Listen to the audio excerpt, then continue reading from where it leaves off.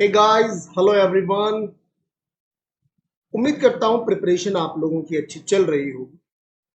मैं आप लोगों के लिए ये एक वीडियो लेके आया हूँ जो आप लोगों की कॉन्सेप्चुअल क्लैरिटी के लिए बहुत इंपॉर्टेंट है। मैं डॉक्टर प्रद्युम्न शर्मा और मैं चाहता हूँ कि आप इस वीडियो को शुरू से लेके आखिरी तक पूरा देखें।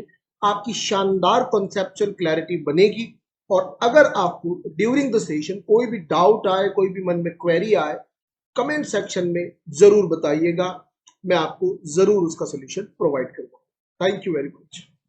सिलेबस के एक एक चैप्टर और उसकी टेक्निकलिटी के साथ में डिस्कस करते हैं, फिर हम कंटेंट पे डिस्कशन में जाएंगे।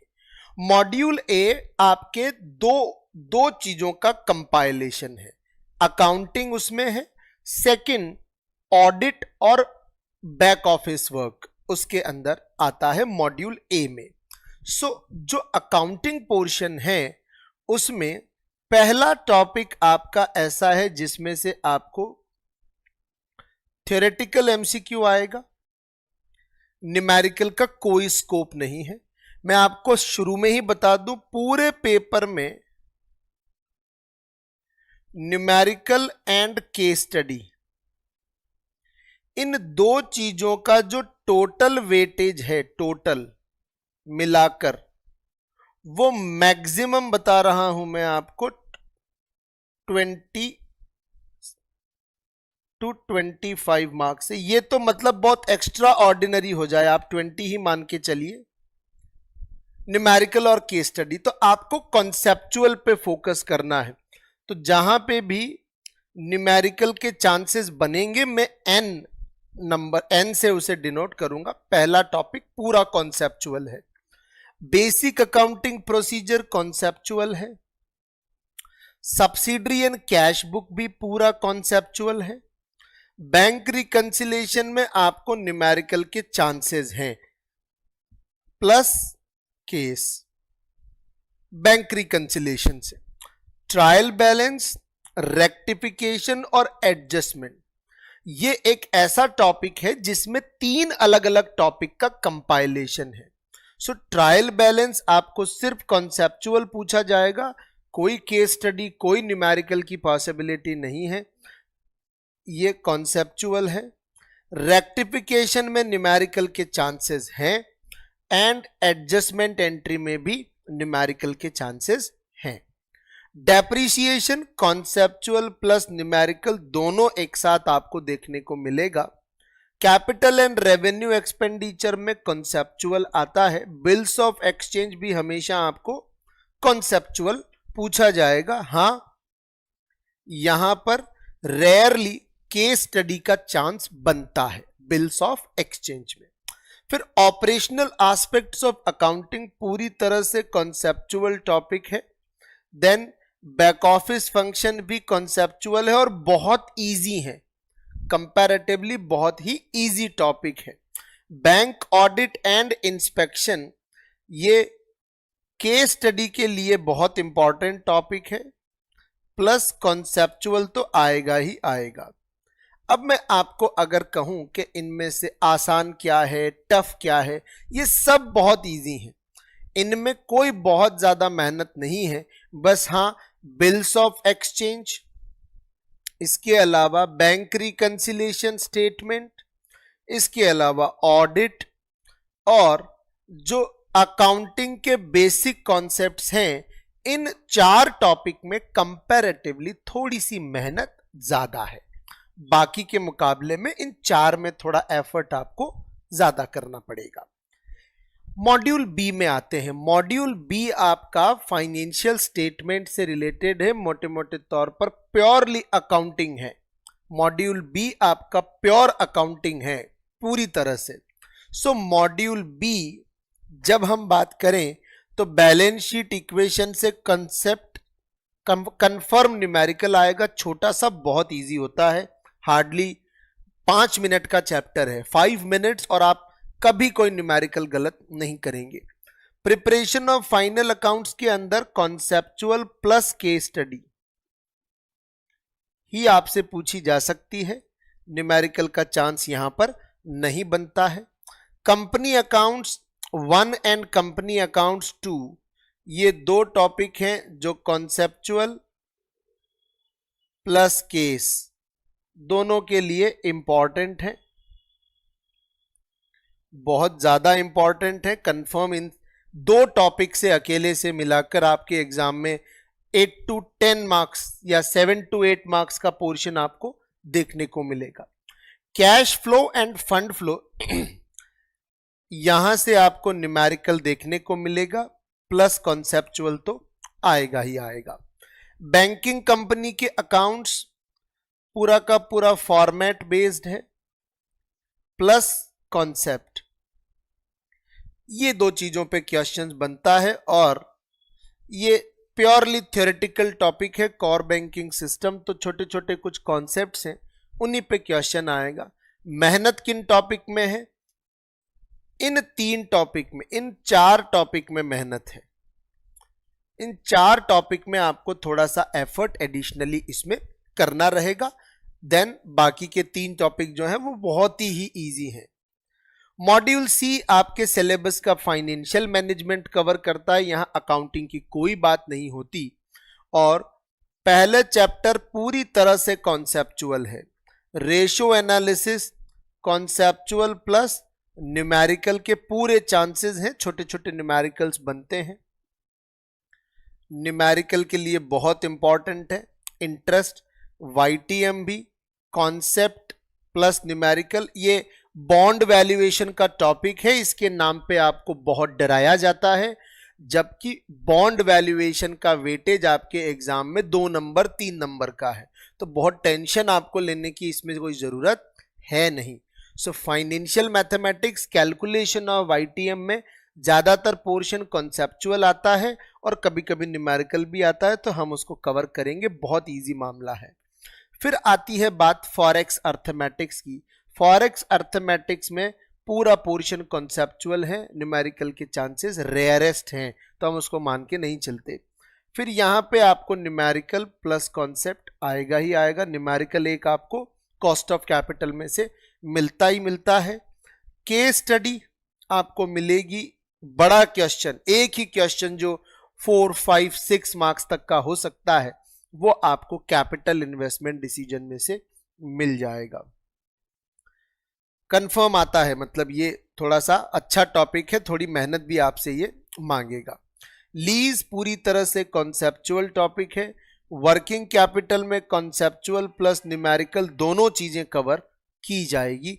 डेरिवेटिव्स पूरी तरह से कॉन्सेप्चुअल है।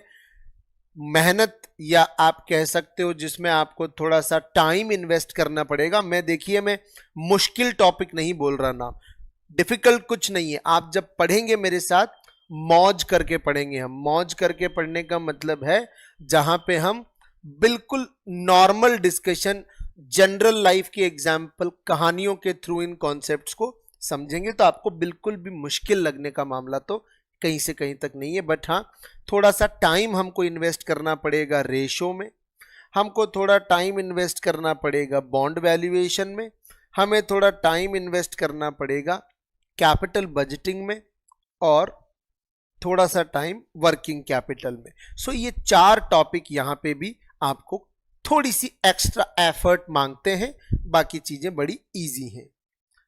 डी, मैं पर्सनली मानता हूं आपके सिलेबस में सबसे ज्यादा स्कोरिंग अगर कोई मॉड्यूल है तो वो है आपका मॉड्यूल डी। मॉड्यूल डी सबसे ज्यादा स्कोरिंग है। इसमें टैक्स कॉन्सेप्चुअल ही मिलेगा आपको, जीएसटी कॉन्सेप्चुअल ही मिलेगा, कॉस्ट कॉन्सेप्चुअल मिलेगा, मेथड्स में आपको केस स्टडी मिल सकती है, बाकी ज्यादातर प्रोबेबिलिटी कॉन्सेप्चुअल की है। स्टैंडर्ड कॉस्टिंग में आपको न्यूमेरिकल मिल सकता है, मार्जिनल में आपको कंफर्म न्यूमेरिकल मिलेगा, कंफर्म, और बहुत इजी है, और बजट में आपको कॉन्सेप्चुअल मिलेगा। मेहनत वाले टॉपिक कौन से हैं? ऑब्वियस सी बात है, टैक्स में आप लोगों के लिए थोड़ा सा नई चीज होती है, तो याद करने का आपके पास क्वांटम ज्यादा होगा, बाकी चीजें बड़ी आसान है। और उसके अलावा आपकी जो मेहनत है, थोड़ी सी एक्स्ट्रा मेहनत जो है, वो स्टैंडर्ड कॉस्टिंग में फॉर्मूले याद रखने के लिए आपको करनी पड़ सकती है। ये भी पूरा फॉर्मूला ड्रिवन है। ये आपका मामला था पूरा का पूरा सिलेबस का। सिलेबस को समझने में हमारे किसी भी साथी को कोई भी इशू है तो बताइए, फटाफट बताइए। Any one any issue, formula समझने में अगर या सिलेबस को समझने में अगर किसी के मन में कोई डाउट है वो बताइए। चैट सेक्शन में आप लोगों का देख रहा हूं, आप जल्दी बताइए मुझे। और आपको पता ही है लाइक आपको जरूर करना है जब भी आप सेशन से जुड़ रहे हैं। देखिए अब हम बात करते हैं कुछ कॉन्सेप्ट की। अब आज हम आए हैं तो देखो मेरे साथ जब भी आप YouTube पे मिलेंगे मैं आपको कभी खाली हाथ नहीं जाने दूंगा। कुछ ना कुछ हम करेंगे, हमारा पैटर्न रहेगा, हम कुछ कॉन्सेप्ट करेंगे रोजाना, समय बचेगा तो कुछ क्वेश्चन भी करेंगे। किसी दिन हम सिर्फ क्वेश्चंस करेंगे और किसी दिन हम कॉन्सेप्ट और क्वेश्चंस दोनों करेंगे। मीनिंग ऑफ अकाउंटिंग, तो अल्टीमेटली 6 स्टेप हैं। कितने? 6 स्टेप एक्टिविटी है अकाउंटिंग, जिसमें ट्रांजैक्शन को पहले रिकॉर्ड किया जाता है। बहुत इंपॉर्टेंट है एग्जाम के लिए। रिकॉर्ड जिस बुक में किया जाता है उसे हम कहते हैं जर्नल। जर्नल में रिकॉर्ड करने के बाद हम इन्हें इनकी कॉमन फीचर्स के बेसिस पे अलग अलग अकाउंट में डालते हैं। इसको बोला जाता है क्लासिफाइंग। और क्लासिफाइंग स्टेप में जो डॉक्यूमेंट बनाया जाता है वो है लेजर। फिर किया जाता है सारे अकाउंट्स को समराइज। ईयर एंड पे आप अंबानी जी के पास पूरी इतनी मोटी बुक ले गए अकाउंट्स की, उनके पास समय थोड़ी है चेक करने का, तो समराइज किया जाता है। सारे ट्रांजैक्शंस का एंड बैलेंस इकट्ठा किया जाता है एक जगह, उसका नाम है ट्रायल बैलेंस। एनालाइज किया जाता है फिर ट्रांजैक्शंस को, ताकि हम gross profit, net profit, business की एसेट की पोजीशन, लायबिलिटी कितनी है ये पता लगा सके। सो एनालाइज जब किया जाता है तो P&L एंड बैलेंस शीट बनाई जाती है। इसके बाद P&L बैलेंस शीट से कुछ कंक्लूसिव मीनिंग निकालने के लिए हम करते हैं कुछ एनालिसिस, जैसे रेशो एनालिसिस। और आखिरी में एक रिपोर्ट बनाकर अकाउंटिंग फाइंडिंग्स को क्या किया जाता है? कम्युनिकेट। ये अकाउंटिंग का मीनिंग है। Record, classify, summarise, analyse, interpret and communicate. ठीक है, क्या है? RC, RCS, AIC। RCS, AIC accounting की पूरी डेफिनेशन है। ऑब्जेक्टिव क्या है? रिकॉर्डिंग के थ्रू ट्रांजैक्शन रिकॉर्ड करना, फिर उन रिकॉर्डेड ट्रांजैक्शन से कुछ रिजल्ट निकालना ताकि आप बिजनेस का डिसीजन ले सको। बिजनेस की फाइनेंशियल पोजीशन पता लगाना। एक और इंपॉर्टेंट एग्जाम का क्वेश्चन बता देता हूं मैं आपको। बिजनेस की पोजीशन किससे पता लगती है? बैलेंस शीट से पता लगती है। आपको प्रॉफिट किससे पता लगेगा? प्रॉफिट पता लगेगा आपको P&L से। याद रखिएगा, फाइनेंशियल पोजीशन जब आप किसी at a point of time, जब फाइनेंशियल पोजीशन हम कब पता लगाते हैं? At a particular point of time, तो उसे हम क्या बोलते हैं? Balance sheet. Now providing the information, ताकि जिन लोगों ने हमारे बिजनेस में पैसा लगाया है वो इन्वेस्टमेंट का डिसीजन ले सके कि आगे और पैसा देना है या नहीं देना है। प्लस हम अकाउंटिंग के थ्रू पता लगाते हैं कि हमारे बिजनेस को, हमारा बिजनेस सॉल्वेंट रहेगा या नहीं रहेगा। सॉल्वेंसी की क्या पोजीशन हमारे बिजनेस की है, हम लंबे समय तक कर पाएंगे बिजनेस या नहीं पाएंगे। इसको हम बोलते हैं गोइंग कंसर्न। पढ़ेंगे हम आगे अकाउंटिंग कॉन्सेप्ट्स में, गोइंग कंसर्न के बारे में डिटेल में भी बात करेंगे। रिलेशन, इन 3 शब्दों के बीच का रिलेशन हमें जरूर आना चाहिए। क्या है वो 3 शब्द हमारे? पहला accountancy, accounting and book keeping. Accountancy, accounting and book keeping, ये हमारे 3 इंपॉर्टेंट शब्द हैं। अकाउंटेंसी सबसे वाइडर टर्म है, ये वासुदेव कुटुंबकम वाला मामला है, हम सब को शामिल कर लेते हैं।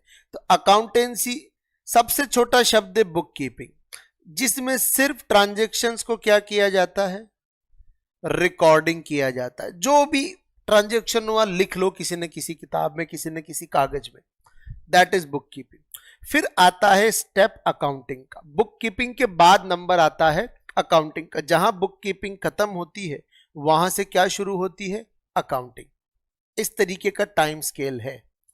जहां पे बुक कीपिंग खत्म होती है वहां से अकाउंटिंग शुरू होती है, और जहां अकाउंटिंग खत्म होती है इस पूरे एरिया को क्या कहा जाता है, अकाउंटेंसी। मतलब अकाउंटेंसी एक ऐसा कॉन्सेप्ट है जो बुक कीपिंग और अकाउंटिंग को अपने अंदर शामिल कर लेता है। अकाउंटिंग में क्या आएगा, P&L, बैलेंस शीट बनाने जैसी चीजें, जिन्हें हम फाइनेंशियल स्टेटमेंट भी बोलते हैं। तो फाइनेंशियल स्टेटमेंट बनाने का जो काम है वो कहां जाके आएगा, वो आएगा अकाउंटिंग में। और सिर्फ ट्रांजैक्शंस को क्लर्क की तरह लिखने का काम जो होगा वो क्या है, बुक कीपिंग होगा। जहां अकाउंटिंग खत्म होती है यहां से शुरू होता है काम ऑडिट का।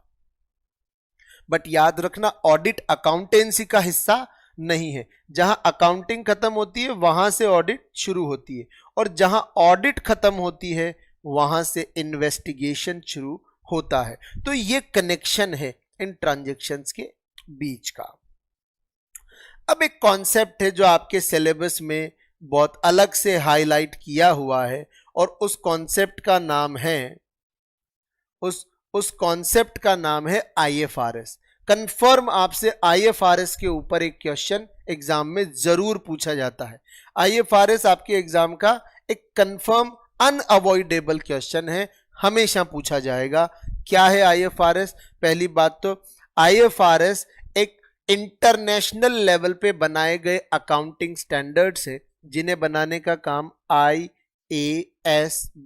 इंटरनेशनल अकाउंटिंग स्टैंडर्ड बोर्ड करता है।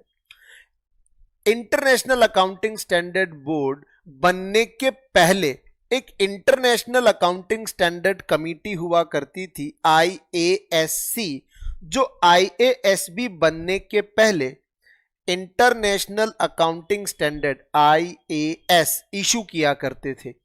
जब से IASB बना, इन्होंने international financial reporting standard IFRS issue करना शुरू कर दिया। टाइमलाइन याद रखिएगा आप, ये पहले IASC था, इंटरनेशनल अकाउंटिंग स्टैंडर्ड कमिटी, वो क्या बनाता था, इंटरनेशनल अकाउंटिंग स्टैंडर्ड बनाता था। जब इंटरनेशनल अकाउंटिंग स्टैंडर्ड्स बनना बंद हो गए, कब हुए, जब हमने क्या बनाया, इंटरनेशनल अकाउंटिंग स्टैंडर्ड बोर्ड बनाया। इस इंटरनेशनल अकाउंटिंग स्टैंडर्ड बोर्ड ने क्या बनाना शुरू कर दिया, IFRS। तो वो है ना कि पैकेट नया पर माल वही है, तो ये वही वाला मामला है, बस ऑर्गेनाइजेशंस का नाम बदला है, बाकी अंदर का मटेरियल वो का वही है। खास बात क्या है, IFRS को 140 से ज्यादा देश और G20 के 2/3 मेंबर्स, G20 के 2/3 मेंबर्स इसे फॉलो करते हैं। तो बहुत इंपॉर्टेंट है, एग्जाम में पूछा गया है, पिछले बार भी पूछा गया है कि IFRS को कौन बनाता है, तो IASB बनाता है।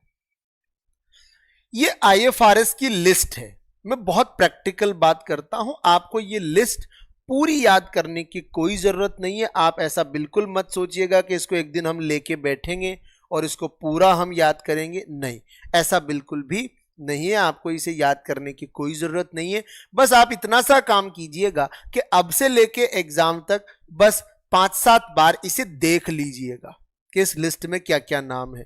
आपको बस पहला वाला याद रह जाए कि जब भी कोई कंपनी पहली बार IFRS को अडॉप्ट करती है तो उन्हें क्या क्या बातें फॉलो करनी पड़ती है, उसकी गाइडेंस IFRS 1 में है। उसके बाद आपको याद करना है IFRS नंबर 7 कि अगर आप कोई फाइनेंशियल इंस्ट्रूमेंट इशू करते हो, जैसे शेयर्स, डेरिवेटिव, डिबेंचर, उनके डिस्क्लोजर्स आपको किस तरीके से देने हैं। फिर आपको बात करनी है फाइनेंशियल इंस्ट्रूमेंट्स आपके बिजनेस में किस तरीके से रेवेन्यू जनरेट करते हैं। देन आपको बात करनी है 13 बहुत इंपॉर्टेंट है कि बिजनेस का फेयर वैल्यू मेजरमेंट कैसे किया जाएगा।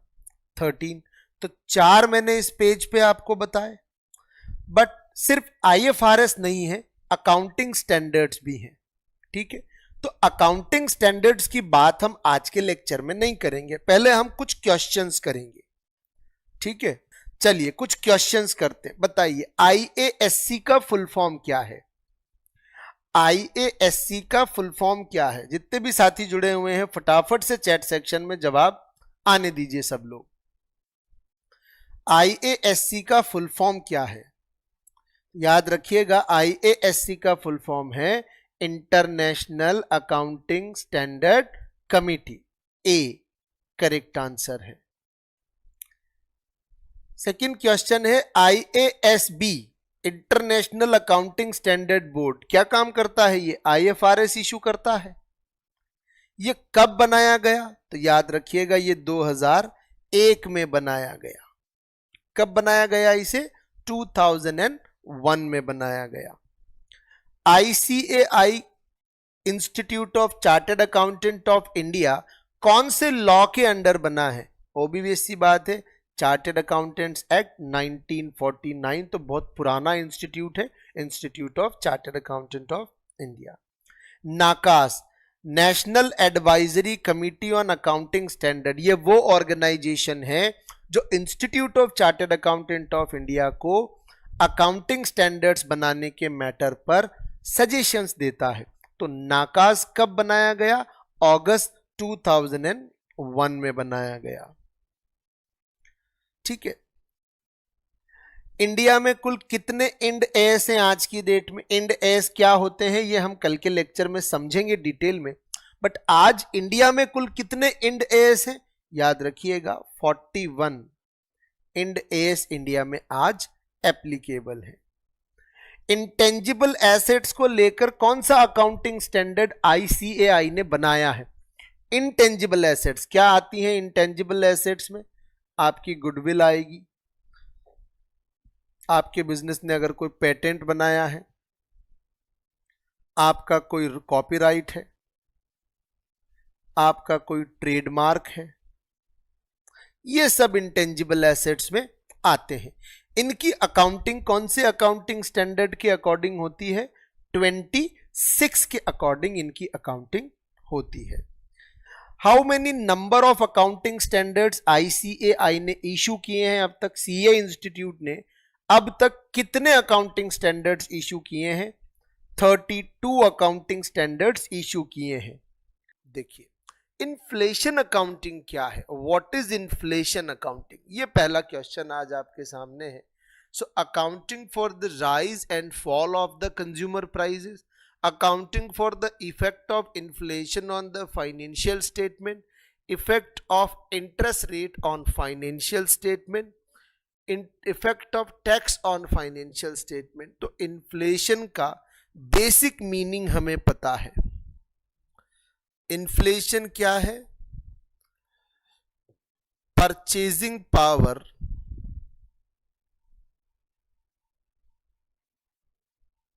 Of money reduces. इसका मतलब प्राइस इंक्रीज इन मार्केट, मतलब मार्केट में प्राइस इंक्रीज हो गई। बड़ा सिंपल सा मामला है, बहुत बढ़िया पटेल साहब, बहुत बढ़िया कोशिश है। आंसर लेकिन बी है। इन्फ्लेशन का इंपैक्ट फाइनेंशियल स्टेटमेंट्स पर देना। आपकी कोशिश बहुत बढ़िया है। ये इन्फ्लेशन की डेफिनेशन है, ये इन्फ्लेशन की डेफिनेशन है। Good evening Rabin ji, good evening to all of you, सभी का बहुत बहुत स्वागत है। ये इन्फ्लेशन की डेफिनेशन है। आप एक के साथ गए हैं, बिल्कुल सही सोचा आपने, लेकिन क्वेश्चन देखिए, इन्फ्लेशन अकाउंटिंग पूछा है। सो इन्फ्लेशन अकाउंटिंग का मतलब है इन्फ्लेशन का इंपैक्ट फाइनेंशियल स्टेटमेंट्स पर देना। आपने फॉर एग्जांपल आज से 10 साल पहले कोई चीज परचेज की थी। अब आप 10 साल पहले की प्राइस पर उसे बैलेंस शीट में दिखाते हो, क्योंकि हमें हिस्टोरिकल कॉस्ट कॉन्सेप्ट ऐसा करने को कहता है। देखो अकाउंटिंग में है ना, दो तरीके का झगड़ा चल रहा है। एक झगड़ा चल रहा है ट्रेडिशनल जो सिस्टम है, और एक है मॉडर्न कॉन्सेप्ट। ट्रेडिशनल सिस्टम कहता है आप हिस्टोरिकल कॉस्ट को अपनी बुक्स में दिखाइए। मॉडर्न सिस्टम कहता है क्यों दिखाएं, जब 10 साल पहले मशीन ली थी तो 20 लाख की आई थी, वही मशीन आज मार्केट में 80 लाख की है, तो मैं 20 लाख वैल्यू क्यों बताऊं मेरी मशीन की, मैं तो 80 लाख दिखाऊंगा। सो अपनी एसेट्स, अपनी लाइबिलिटीज, अपने इनकम, अपने खर्चों पर जो ये प्राइस इंक्रीजेस हुए हैं, इसका इंपैक्ट स्टडी करना, that is inflation accounting. So B हमारा करेक्ट आंसर है। देखो आप लोग के दो ही काम होने चाहिए, क्वेश्चन दिखते ही आप आंसर दीजिए, कोई डाउट आए चैट सेक्शन में पूछिए खुल के, बिना कुछ सोचे समझे कि सर हमको ये बात पकड़ में नहीं आई, हम उसको डिस्कस करेंगे जितना आप चाहेंगे, है ना, टाइम है हमारे पास, तो हम बहुत अच्छे से इसको डिस्कस करेंगे चीजों को। So B is the correct answer, but answer आप सबके आने चाहिए, आंसर आपको देने हैं, और सेशन आपको लाइक कर लेना है। चैनल जरूर सब्सक्राइब कीजिए आप, क्योंकि डेली बेसिस पे जब भी कुछ नया आएगा आपको नोटिफिकेशन मिल जाएगा। चलिए नेक्स्ट क्वेश्चन की तरफ चलें। इसके पहले इन्फ्लेशन अकाउंटिंग का एक छोटा सा कॉन्सेप्ट हमने, वैसे मोटी मोटी बात हमने कर लिए, फिर भी हम बात कर लेते हैं। फाइनेंशियल स्टेटमेंट्स को इन्फ्लेशन के अकॉर्डेंस में एडजस्ट करना, दैट इज इन्फ्लेशन अकाउंटिंग। इसके लिए क्या यूज किया जाता है, करंट प्राइस इंडेक्स, ये भी एक एमसीक्यू है। इन्फ्लेशन अकाउंटिंग के लिए किस बेस को यूज किया जाता है, करंट प्राइस इंडेक्स को, इकोनॉमी के को यूज किया जाता है। क्या एनालाइज करते हैं हम इसमें, चेंज इन प्राइजेस, आपके बुक्स में, आपके फाइनेंशियल स्टेटमेंट में जो कुछ भी आपने लिखा हुआ है, चाहे इनकम हो, एक्सपेंसेस हो, एसेट हो, लाइबिलिटी हो, जो भी आपने लिखा है उसके ऊपर इन्फ्लेशन का क्या इंपैक्ट है, तो उनमें आने वाले चेंजेस को रिफ्लेक्ट करना। सर ऐसा क्यों करें हम, क्यों जरूरी है ऐसा करना? भाई आपकी कंपनी है, मैं आपकी कंपनी में पैसा लगाना चाहता हूं, इन्वेस्टमेंट करना चाहता हूं, आप मुझे बता रहे हो 10 साल पहले हमारी क्या वैल्यू थी, तो भाई मैं 10 साल पहले पैसा थोड़े ही लगा रहा हूं, मैं तो आज पैसा लगा रहा हूं, मुझे तो आप आज की वैल्यू बताओ कि आज आपका धंधा कितने का है, कितने का व्यापार आप कर रहे हो। बहुत इंपॉर्टेंट है, स्पेशली आपके एग्जाम में जरूर एक क्वेश्चन इन्फ्लेशन अकाउंटिंग से आएगा। चलिए ऐसे ही एक और मॉडर्न अकाउंटिंग कॉन्सेप्ट है, that is HRA, human resource accounting. Human resource accounting. So इस ह्यूमन रिसोर्स अकाउंटिंग की आइडियोलॉजी में किस बात पे फोकस किया जाता है? ह्यूमन रिसोर्स अकाउंटिंग क्या एम्प्लॉयर ओरिएंटेड है, एम्प्लॉई ओरिएंटेड है, एम्प्लॉयर एम्प्लॉई म्यूचुअल बेनिफिट के लिए है, या प्रॉफिट मैक्सिमाइजेशन के लिए? बताइए क्या लगता है आप लोगों को? ह्यूमन रिसोर्स अकाउंटिंग, आप लोग सही गलत की परवाह किए बिना आप बस आंसर देते चलिए। आपके आंसर से मुझे ये अंदाजा लग जाएगा कि अगर कंफ्यूजन है तो कहां है, तो मैं एक्सप्लेनेशन आपको उस तरीके से प्रोवाइड करवा दूंगा। आपका आंसर बहुत जरूरी है। बताइए ह्यूमन रिसोर्स अकाउंटिंग की आइडियोलॉजी किस बात पर बेस्ड है?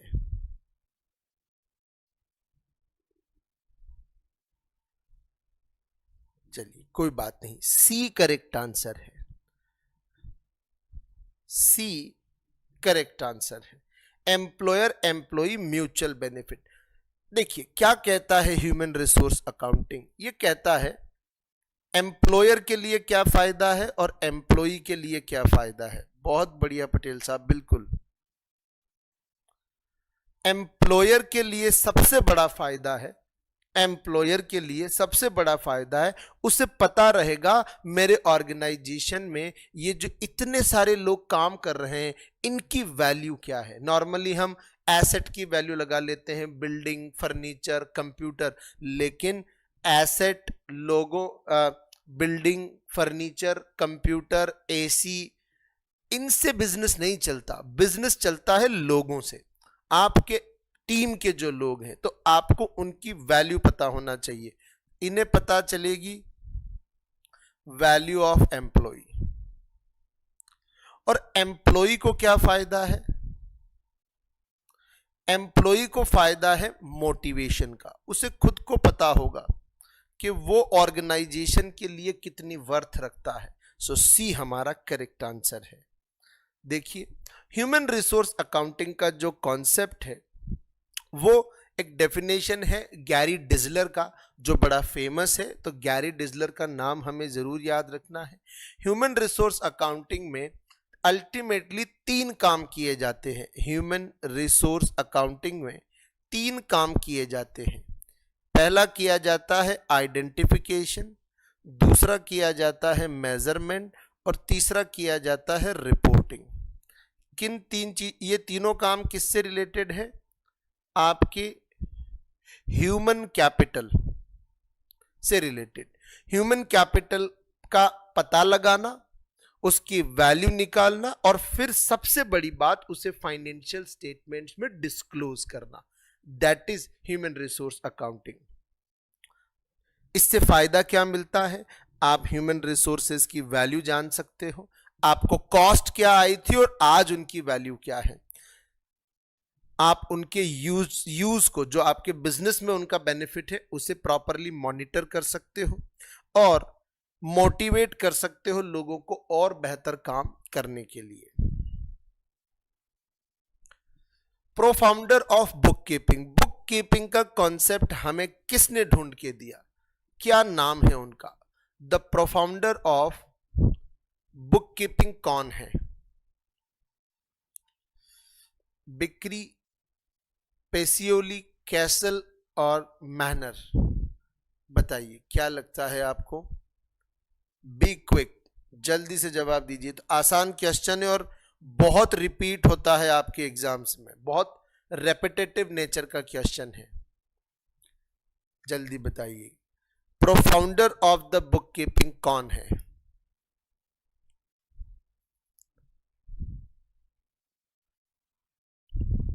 प्रोफाउंडर ऑफ द बुक कीपिंग, उनका नाम है लूकास पेसियोली। कुछ और बातें इनके बारे में याद रखना।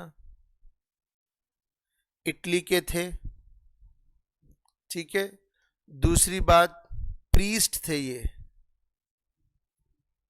बिल्कुल हिमांशु जी, बहुत बढ़िया। प्रीस्ट थे, इटली के थे, और दूसरी बात क्या थे? प्रीस्ट थे। इनको father of double accounting system भी कहा जाता है, या आप कह लें मॉडर्न अकाउंटिंग सिस्टम जो है उसका सबसे बड़ा क्रेडिट लुकास पेसियोली को जाता है। चलिए और भी कुछ बातें इनके बारे में जानते हैं हम। क्या कहा था इन्होंने? ऐसे दिखते थे, ये प्रीस्ट थे, इटली में थे, तो आप समझ सकते हो कि जो पॉप होते हैं उनके जैसा लुक इनका था डबल अकाउंटिंग सिस्टम का। इन्होंने एक्चुअली में 2 कॉन्सेप्ट बताए। एक कि किसी भी ट्रांजैक्शन के 2 एस्पेक्ट होते हैं, एक लेने वाला होता है तो एक देने वाला होता है। बिना इन 2 चीजों के ट्रांजैक्शन नहीं हो सकता। मतलब अगर आप मुझे कुछ देंगे तो मैं भी बदले में आपको कुछ ना कुछ ट्रांसफर जरूर करूंगा। इन्होंने कॉन्सेप्ट दिया टी अकाउंट सिस्टम का। ये जो फॉर्मेट हम अकाउंटिंग में फॉलो करते हैं, टी फॉर्मेट बोलते हैं इसे। इस टी फॉर्मेट को बनाने का क्रेडिट लुकास पेसियोली को जाता है। इसमें इस तरफ को डेबिट साइड और इस तरफ को क्रेडिट साइड कहा जाता है। वो हम जब आगे अकाउंटिंग के और भी फंडामेंटल कॉन्सेप्ट्स की बात करेंगे तो उसमें आपको पता लग जाएगा, डिटेल भी समझ जाएंगे, कोई मुश्किल काम नहीं है। अकाउंटिंग का प्राइमरी फंक्शन बताइए। प्राइमरी फंक्शन ऑफ अकाउंटिंग क्या है? The primary function of accounting, primary function of accounting. So primary function of accounting याद रखिएगा क्या होता है हमेशा। प्राइमरी फंक्शन होता है ट्रांजैक्शंस को रिकॉर्ड करना, recording the transaction, that is the primary function. फिर उसके बाद चीजें चलती चलेंगी, फिर क्लासिफिकेशन भी होगा, समरी भी बनेगी, फिर उसका एनालिसिस भी होगा, फिर रिपोर्ट्स भी बनेंगी, फिर उसका इंटरप्रिटेशन भी होगा। लेकिन पहली रेस्पॉन्सिबिलिटी अकाउंटेंट की क्या है कि ट्रांजैक्शन कोई भी रिकॉर्डिंग से स्किप नहीं होना चाहिए। सो बी हमारा करेक्ट आंसर है इस क्वेश्चन में। फंक्शंस ऑफ अकाउंटिंग की हम बात करें तो देखिए, सबसे पहला काम recording of the transaction. Record में याद रखिएगा जो डॉक्यूमेंट बनता है, ये सब एमसीक्यू बता रहा हूं मैं आपको, एग्जाम में पूछे जाते हैं। रिकॉर्डिंग लेवल पे क्या बनाया जाता है? जर्नल। उसके बाद आता है क्लासिफिकेशन, इसमें बनाई जाती है लेजर।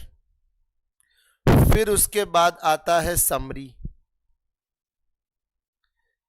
समरी में बनाया जाता है ट्रायल बैलेंस। उसके बाद आता है आपका एनालिसिस, एनालिसिस लेवल पे बनाया जाता है आपका प्रॉफिट एंड लॉस और साथ में बैलेंस शीट। उसके बाद फिर इंटरप्रेट करना उसे,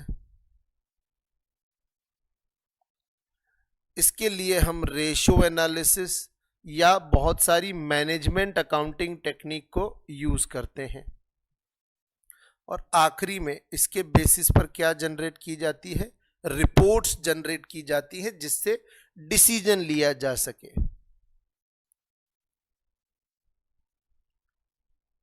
ये है फंक्शंस ऑफ अकाउंटिंग।